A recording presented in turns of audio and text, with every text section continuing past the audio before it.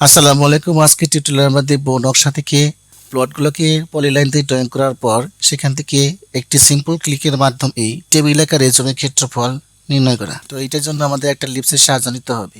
প্রথম এই প্লটগুলোকে close পলিলাইনে convert করতে হবে। এই জন্য কিবোর্ড লিখতে হবে BO বাউন্ডারি পিক পয়েন্ট, এরপরের ভিতরে একটা ক্লিক করবেন, অর্থাৎ ক্লোজ বাউন্ডারি পলিলাইন যেখানে আছে সেখানে ক্লিক করলেই তা একটা বর্ডার আকারে পরিণত হবে এবং বাইরে একটা ক্লিক। এখন দেখেন এখানে প্রত্যেকটা আমার ক্লোজ পলিলাইনে কনভার্ট হয়েছে। কিবোর্ড থেকে টাইপ করবেন ABB অর্থাৎ আপলোড, ইন্টার দেওয়ার পর এই যে এরিয়া লেভেল নামে যে লিপসটা আছে এই লিপসটাকে সিলেক্ট করে নেবেন। এরপর লোডে ক্লিক করবেন। লোডে ক্লিক করলে এখানে লেখা আসবে যে area level B1 live successfully loaded. এরপর ক্লোজ দিয়ে দেব। কিবোর্ড থেকে টাইপ করব AT অর্থাৎ এরিয়া টু টেবিল, ইন্টার দেওয়ার পর এখানে কিছু করবেন না, যা আছে তাই লিখবেন। এখন আবার এন্টার দিবেন। এন্টার দেওয়ার পরে একটা ক্লিক করবেন। ক্লিক করলে দেখবেন যে এখানে একটা পয়েন্ট শো করতেছে। এটা শো করার পরেই দেখেন এখানে লেখা আসছে সিলেক্ট অবজেক্ট।